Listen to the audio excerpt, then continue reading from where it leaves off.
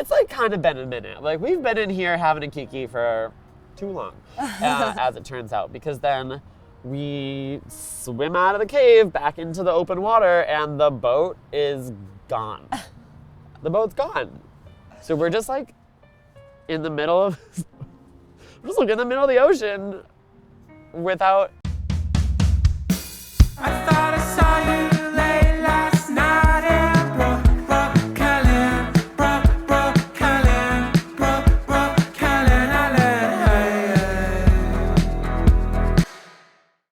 All right, cheers. Yep, she did that. She really recommended the right thing for us. Thank you so much. Literally, walking up those stairs, I saw, it's like, enjoy your wine. And I'm like, oh, in this white, I could not be having a red wine, which is my always go-to. I know. It's funny rosé, though. if we had, a rosé could have done it. I could have done it. No. If we had made it to this art installation, art fair, I'm like, oh, this is my art fair. I know, that's your sweater, Basil sweater dress. Your art Basil sweater dress. Which honestly, props to you for trying to wear like a knitted mock turtleneck in Miami. Really a choice. I mean, the idea though is that you can't wear it with pants. Oh, yeah. Well, isn't that the thing? It's like tiny top, big pants, or big top, no pants. Exactly. That's kind of how we I think in like work. 2008, Lady Gaga had a quote like that where she was like, I'm wearing a hood, We I are don't 30 need pants. seconds into this talk and already Gaga is being quoted once. She's ever present. Actually, I just said this the other day, the mega mix that we're doing for Bonnaroo and how, I think Adam, we were showing him the song, and Adam was listening to the opening section that Isaac made of that track where we have the Lady Gaga speech in it. Then I turned to him and I was like, that's the only time she's in it is when she's speaking. Like, we didn't use any of her music. Aren't you proud of us? I was like, I think it's gayer if we don't use the song. We and just just reference. use the clip. Yeah, It that is. was really it. It is. But that's coming along so well.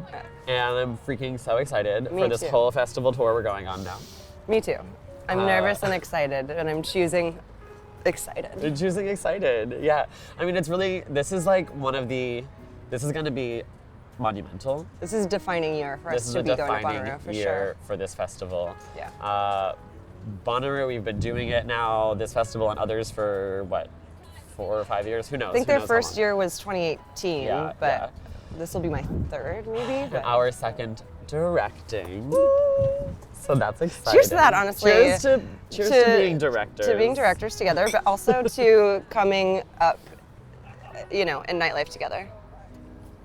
From our first festy bestie moment at Electric Forest Oh 2018. my God! And we haven't been back since then. And we're doing going it back again. this year. Yeah, that'll be fun. That'll be really fun. But like it's been such a thing to wrestle with, like all of The whole Tennessee conversation has been a very arduous process for us to get comfortable with. like how do we go from, oh, you're directing a drag cabaret show in Tennessee at this festival to drag cabaret is actually banned in this state. You are illegal. But yeah, you're what is already that? contracted to Yeah, the I'm like, ink I'm is already dry. contracted Yeah, to so direct this show, so it's happening. listen, I think we did the right thing. We were able to work with them and kind of be flexible with the content of the show because Yeah. that's what they require. And I don't think that you can be a good director, especially working in a commercial world like this, and a good leader, really, without having some flexibility in the vision. So we're still doing what we want to do. We're just making it a little bit more palatable because Bonnaroo's in Tennessee. That's what Live Nation wants, and that's also what their audience needs right now. We can't bombard them with too much. And it really hit when we were in conversation with the people, the organizers of the festival, and they were like, oh, we this law is happening, it's like being passed, but we have people lobbying against it, in Congress right now or whatever. And I'm like, whoa, that's crazy that there are people lobbying the Tennessee government So that we can go do drag. so that the art and the nonsense and the creativity and magic that we create in our little corner of Bushwick can be brought there. And we take it Right. so for granted. You know what I mean? We're so used to it. We see everybody has a everybody's dressed crazy around Even here, and our, everyone's like, doing crazy stuff. And That inside joke of like, we're here, we're queer, we're used to it, or like get over it or whatever. It's like, that is a semi-jaded perspective. And it's only funny to us because like our entire community does not have to apologize for being visibly queer because our spaces are queer. yeah. So going to a place where that's maybe someone's first experience with their own queerness, or even just the first time seeing someone in drag, period. It's like kind of, I don't know, I'm inspired by the opportunity to do this and by that audience. Last year we had some really mind-blowing experiences. Were you there for the drag brunch? No, I wasn't. Show? No, Okay. I wasn't there for the drag brunch, but just like, you know, after the Pride Parade that we threw and the big party afterwards, and just like hearing all the comments from people that I mean, we don't get that here, right? We don't get like, we get like, wow, you made my night, but we don't get, wow, you changed my life. Yes. You know what I Yes. mean? And like, that's a privilege. That is a New York privilege that people here, they've seen it, they've done it, they love it, but it's not changing anyone's lives necessarily. But then we go to a state like Tennessee and we do this, and then people are just like, oh my God, we had somebody say, my husband is a trans man, he got his top surgery a year ago and he's never taken his top off before, and you made him feel comfortable to do that today. And we were like, Yeah, I know. You know? It's like, it's highly emotional. I mean, we're coming at it from a joyous perspective, right? So like, of course, there's always going to be like a really full hearts during the parade and during our performances and everything, but it's the moments in between the work that we're doing that I hope people can take a little bit of us with them, yeah. you know, and like fill them up with that when they don't feel sufficient or Yeah. whatever it is. Like, even us, like some days we're like, okay, it's just a gig, it's just a job. Sometimes you just go to work, you fucking put on the makeup and get in the cage, like just go. You glue the rhinestones Yeah, to your like, face and that's you fine. go dance on a bar because it's your job. And that's fine. Like, I think we have to be graceful with ourselves and, you know. But I feel like this all goes back to the first Pride Parade at Bonnaroo 2019. Like, we have our big meeting beforehand, like circle up moment. That was with and Calliope and all those people. yeah, Calliope was there. And we're having our circle up, and Kae Burke is like, listen guys, this is not for us. We do this every day. We dress in rainbows and high heels and strut around the world every day of the week. We're over it. Like, this is old hat for us. We love it, but you know, Old wig. we're able to take it for granted in a very privileged way. And she said, this is not for us. This is for them. This is for these kids in the South that have never been to a Pride Parade, that have never seen a rainbow flag, you know, like expressed with such like openness or whatever. Like, oh my God, and we also danced on stage with Casey Musgraves. I was gonna say, and you know how he ended that parade? Yeah, that was We crazy. ended the parade I dancing on used- the freaking main stage in front of like, I don't know, 80,000 30,000 people yeah, or something something. crazy like that. I'm on stilts in With a butterfly rainbow- wings. Butterfly wings. On mushrooms. On Just stage mushrooms? at No. Sunset in front of Yeah. 30,000 people, maybe more. I don't even know. Going on stilts with the country's like the #1 country pop artist. Oh my God. Yeah. And we were just like, Iconic. what? How did Peter. this happen? How did we get here? And it was, so this day that Who was would like, know? this day that was so actually, it was quite stressful, right? Like, Oh my God, the whole day we were like, a lot's It was happening, really- and yeah. we're doing a lot, It was and we're packed. figuring it out, and we did, and then that night, so we had that whole stressful day, really went into this like Pride Parade experience of being like, this is for them, we're doing this for them, and we're bringing this amazing vibe to people that don't often get to have it. And then we like dance our best fantasy on stage with Casey Musgraves, and at the end of the day, like, it was just so much energy buildup that like late in the night, I just like went off into the festival by myself. you have to take side quests. Yeah, you have to have And your little side process, quest yeah. moment. And so I'm off at the festival, and I went to see Zoo, right? Love them. Who I love. And I'm like at the set by myself, and I ended up just like sobbing. Like, I spent the whole set just like bawling my eyes out, you know? Oh. And then I left there, and And I just like sat in the ground. I just sat on the grass while everyone's walking everywhere. And I'm just like in the middle of this freaking lawn, like sobbing my eyes out still, just like getting out that Like last cry. glitter running down your face. Oh, there's always that girl at the festival though where you're like, you want help? Are you okay? And But I see, just let it happen. that's why we love festivals, because it reminds us of the community that we have here.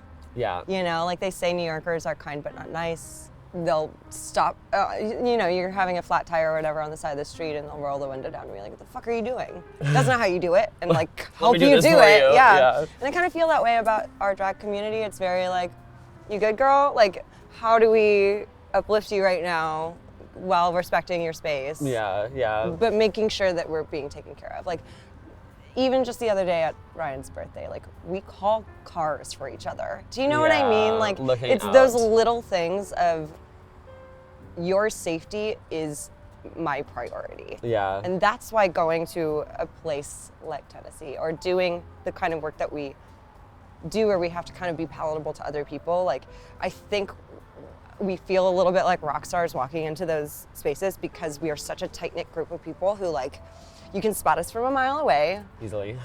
You can hear us from 2 miles away because we're fucking loud. Loud New Yorkers. We're like chaos clowns, right? So we do like, we come with this like energy, and I think people feel really safe around us. Like Yeah. that's why in festival moments where like someone's having a crisis or whatever, like even our friend that was feeling ill last year, like there were 30 people able to offer support Help it immediately. out. I'm like, we're gonna drive you back to New York. Let's go. Yeah, exactly. But then that's what happened to me is like I'm sitting on the ground crying my eyes out over what? Just like energy release. Art and love. Over art and love. And out of nowhere, this boy just comes and sits down next to me. And I look up and I'm like, and he goes, hey, I'm Cody. And I was like, hi, Cody. What's up? And we just start chatting, and he's this like sweet, like 19-year-old Tennessee boy Oh. with the full accent and everything. And he's like, it's his like first time on a trip. It's his first time at a festival. He's got the look in his eyes that I had too, which was Yeah. like, I don't know what's going on, and I kind of need someone right now. And he found me, and we found each other. Yeah, I think, I was just cosmically. gonna say.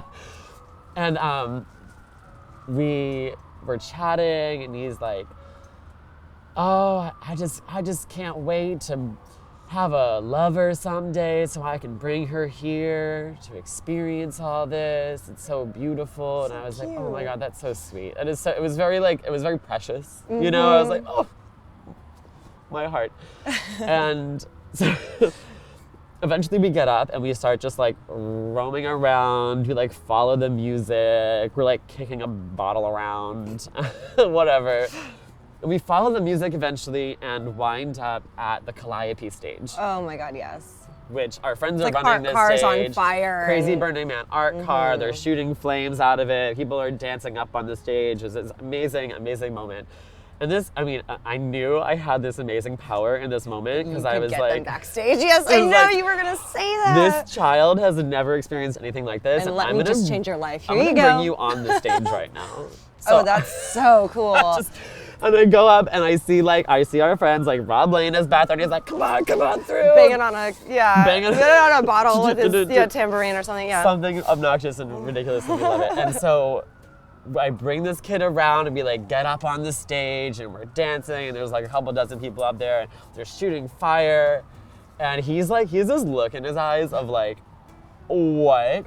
How is this even possible? So he didn't know that you were No. a part of the House of Yes. I was like, oh my Bar. God, you met You met the the right, right one. person. It's like, you sat would down be next to the magical right forest crying fairy. Oh, that's so cute. Exactly. It was so wild. And then we were dancing and having the time of our lives, and he kissed me. And it was in that moment that I realized, I reckoned back to what Kae Burke had said in that original circle up before the parade, where she said, this isn't for us, this is for them. We are bringing this energy to these people who haven't gotten to experience it before. And I was like, So he we're was miracle like, workers, is what you're saying. simmer down. Yeah. Okay. But he was like the We're doing the Lord's work.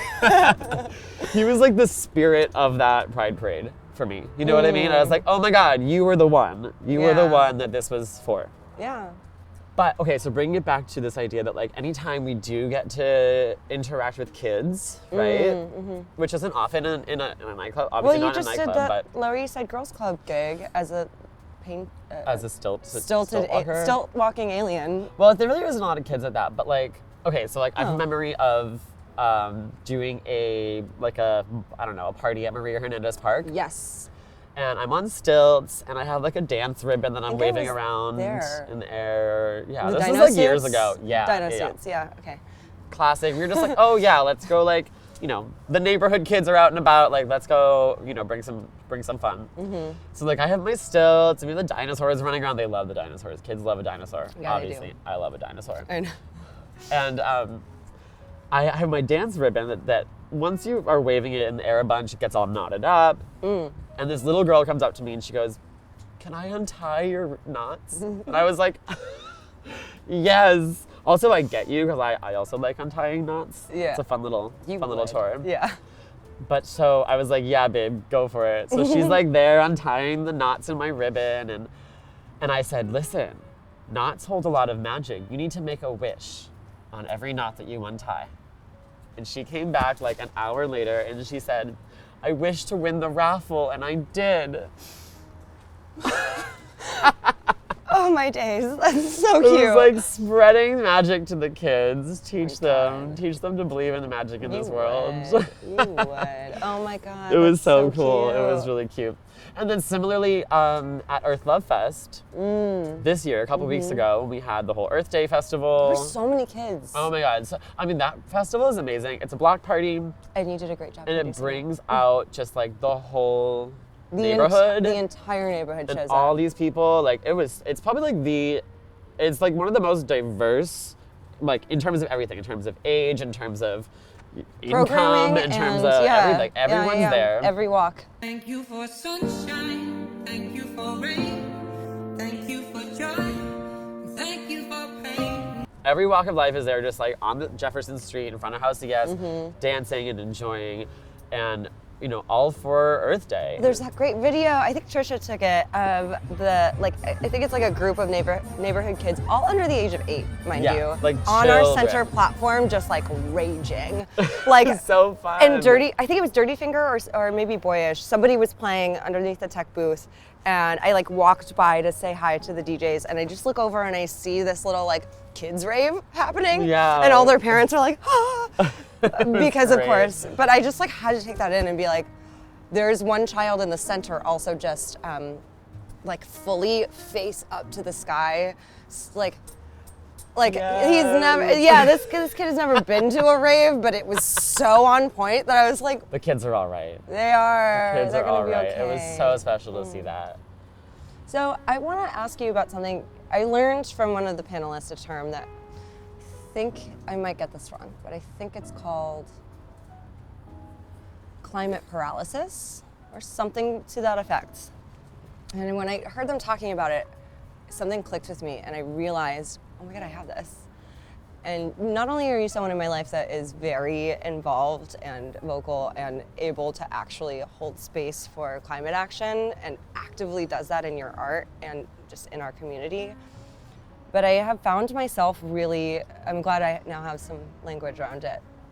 Don't feel so alone about it, but it can be really, I think, isolating and scary for me in particular, but especially for people in our generation, to know that we are kind of the last hope, right?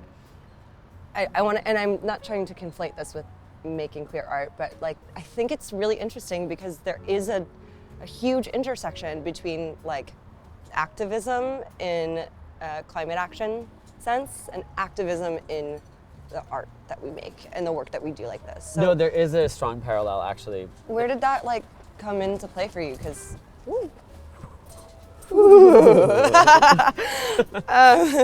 not a choreographed shimmy, shiver shimmy. 6, 7, 8. Oh my God. Well, okay, so just the concept itself, right? Like climate paralysis, which is this idea that we are so, trying to mentally grapple with the magnitude of what's happening Overwhelming. with the climate crisis, ecological crisis. Like, it is overwhelming, and people don't even freaking know where to begin. So therefore, we can't even, like, people just are like, well, I'm gonna shut that out. I can't even think about that. How am I gonna? I often feel that way. Everybody feels that way. I feel that way, right? Everybody does. Well, and we grew up in the 90s where it was like reduce, reuse, recycle. Like, it's on you to save the planet. And to put that pressure on the individual is so... Well, yeah, it's I mean, such that was all a corporate scam. mindfuck. It was a Yeah. scam to take the pressure off of these actual corporations and governments from having to do Right. anything. But, so people, we are all suffering from this sort of, what was the word? Climate paralysis, I Paralysis. think is the word. I could be wrong. That works for Yeah. us. I'm And- definitely paralyzed by the concepts. But I think where the connection is with like queer With your art, art, yeah. is also that what I tried to do with Earth Love Fest, and what I think a lot of people in the movements are trying to do now, is instead of leading with anger, we're leading with joy. Right? I want you to come out and dance for the climate. Have a fun time. Twerk for the earth, baby. Twerk Why for did the we earth. not put Why that is on a sign? What are we doing? Next year. Oh my God, I need that T-shirt. Okay. But this is the same thing that we're Yeah. doing with our art, right? With the queer art and performance art that we're making, is that Right. like, I'm not here to argue with people that are against us. I'm here to just express pure freaking joy. I think. I mean, similarly, to sort of harken back to our Bonnaroo conversation about needing to put joy first for that audience. And Yep. I think it's really also for ourselves. Exactly. It's heavy to be a person in the world right now, a queer person in the world. A queer person in the world in a big city where you can see pollution in the air. You know what I mean? You can see the effects. And Like literally this week, I mean, it's been hazy all week. I know. Did you see the sun last night? When we were driving, Tanya and I were driving into Manhattan for that gig, covered in blue paint. And the sun was like this orange, pumpkin orange orb, right? And I'm like, why is it that? Like, that's because of the haze, right? And I'm like, Climate change what's is so going pretty. on? Why was It's beautiful. Do you remember those days in 2020? There was like a few weeks maybe where all the smoke from the wildfires in California was Yes. blowing across, and it just like made the entire sky hazy. And I It was remember pretty. daytime looking up and the sun is like almost like hazed over. It's blocked out. And Mm-hmm. I remember just like being like, what apocalypse am I living in right now? You know? Meanwhile, we're all like quarantined. I Like, mean, I'm alone in a cottage in the woods upstate New York watching like yes. the sun burn out, and I was like, Yes. what's happening? oh my God. Okay, so that was a really fun time. And for us, For us. and for our friendship, but also for coming back into the city. So I had like just come back from a tour in Australia, the whole story, but that was actually really magical. And I think one of the reasons that I started feeling really comfortable coming back and making art in the city, it took me like 6 months after moving back to really feel okay, because it was just scary, scary times, you know? Yeah. And there's also something, I don't know, there's something about our queer spaces that are already being pretty heavily policed, like just in general. We kind of have to do everything more by the book than anywhere else. And House of Yes had done like the outdoor seating for Queen, for the restaurant, and you know, they were just like trying to make something happen. Everybody was really craving. They wanted art. They wanted to be around people They wanted again. to party and and rave on the train tracks, you know. And that was actually the biggest thing that I learned. We learned a lot of things. That was one of the things that I learned during the pandemic, was that like hearing from younger people, especially like my younger siblings, like they were like 21, 22, and like here they are having like this whole year where they can't go anywhere and do anything. And they're like, oh my God, I'm 21 years old. Like I want to go to a bar. Right. I want to go to a concert. I can't believe I have to spend my, these years stuck inside. And I was like, wow, it really gave me perspective onto how valuable what we do is as Yeah. performers and as people that, work We're and arbiters create of joy spaces. in nightlife, like We create these spaces for people to come and like have Celebrate. an amazing time and Yeah. celebrate and create connection and be around other Yeah. people. They want to be entertained and they want to have people around. They want to be at a bar and Right. at a nightclub. And I And was they like, want to learn how to be. Like that's part of it too, is it's like a socialization thing. So when we came back and opened ourselves back up, like, you know, fully open, not this sort of like half-assed, are we wearing masks inside the nightclub thing? Fully open, I was seeing kids get really, really drunk. oh yeah, Because they didn't know how. They didn't know how to like, you know, they graduated college or were like in their apartments doing school. They weren't out figuring out their limits or testing out how to meet new people. We were the place that they came to kind of make mistakes and figure it out. And there was just this like weird energy. I mean, it's still kind of lingering, I think. You just didn't know how to be. They in didn't know that how to be. space, And yeah. I like actually felt quite sad for them in some ways. Like it could be really easy to be like, this drunk girl doesn't know how to, whatever. Right. But there's no reason for that. And I started realizing that it was like, oh no, you missed a huge chunk of your like developmental social period of your life. And so you're trying to make up for it, but you just don't know your limits. Yeah. And you also don't know how to like interact with the bartender. You don't know how to like tip a go-go dancer. Yeah, You don't know how to exactly. do these things because you haven't been there They yet. haven't been in it. They haven't been there. And, And then I'm- they all came in at once, like 2 years worth of 21-year-olds basically. Literally 2 years. All came to the Yeah. party at once and it was like mayhem. Whoa. Yeah, absolutely. And so somebody once said to me something like, people will always want mystics and court jesters. No matter what is happening in the world, they will always need the oracle to read their tarot cards or to tell their zodiac, you know, astrological signs, whatever. And they will always need the jester. They will always need the performer so there to you entertain them. you really got a solid career path ahead Yeah, of you. so Peter. I'm doing well. But actually, it's the same thing. It's the same thing with like AI, right? Like now AI is coming for everyone's gig, Say but they're more. not coming for ours. You know what? Like having to explain that to people too. I know we've been through this many times where it's like, okay, the job title is like 10 things.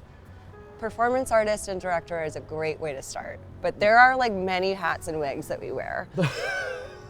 And lots of different heels. So There like are there's many a wigs lot that we a lot of wear. wigs, you know? And I do find myself trying to qualify what it is that we do to people who don't work in our industry or even in, you know, service. Most people don't think it's that weird in Bushwick, of course, but maybe family or just like other people in my life, like just I don't really know how to explain it sometimes, you know? Right.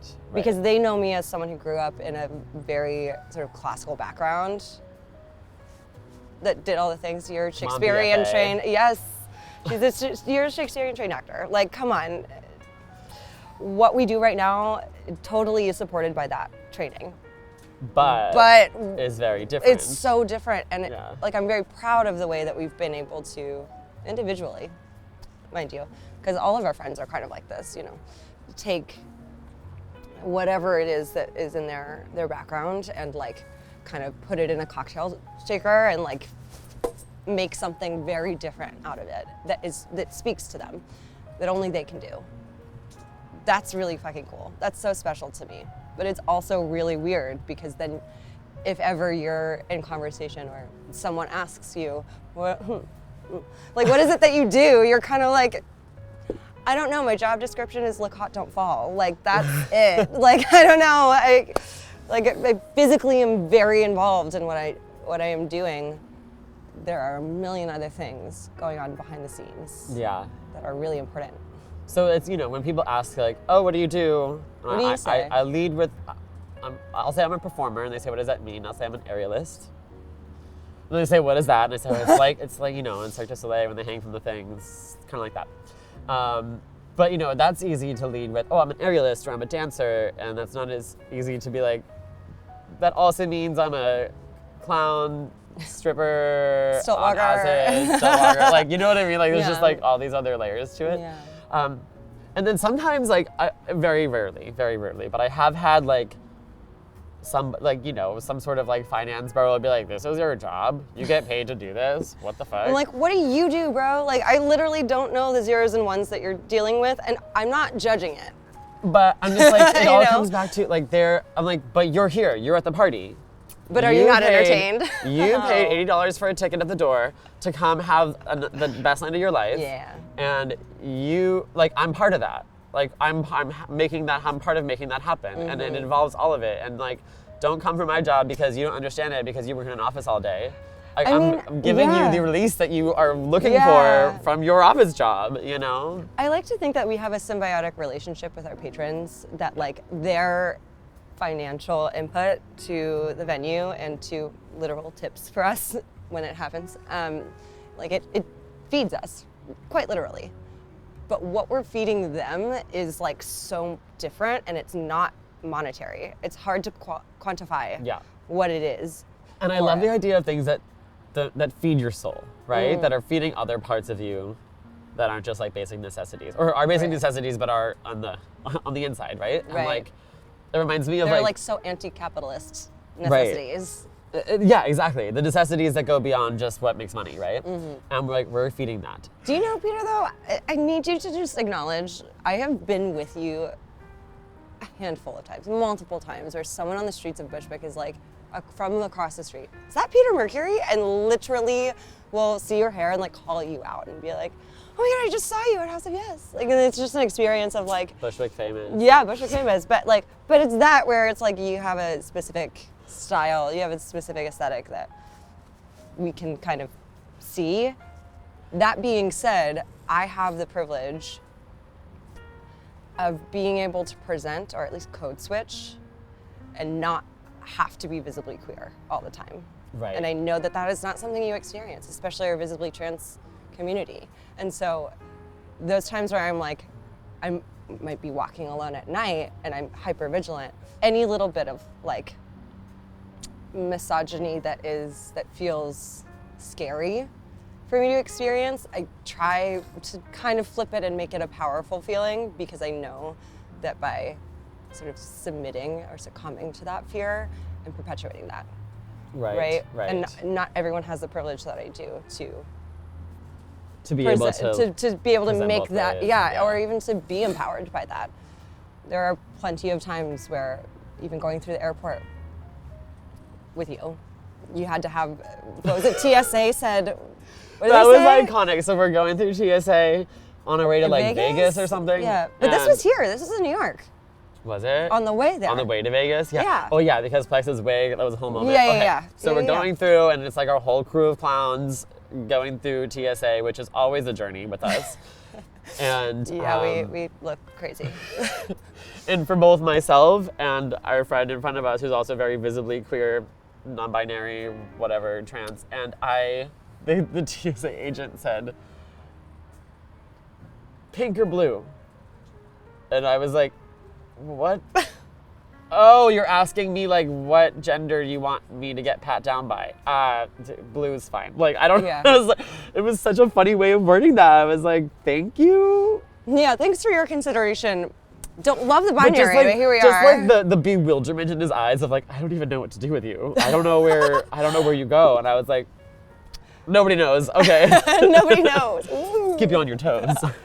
Oh my God. What are your pronouns? A mystery. Oh God. Also on a t-shirt. Quotable. Put it on a t-shirt. Put it on a t-shirt. So I'm going to ask you about this and preface it with, I'm going to the Philippines this September. I'm very excited to go with my family. Yeah. I am pretty deathly afraid of open water.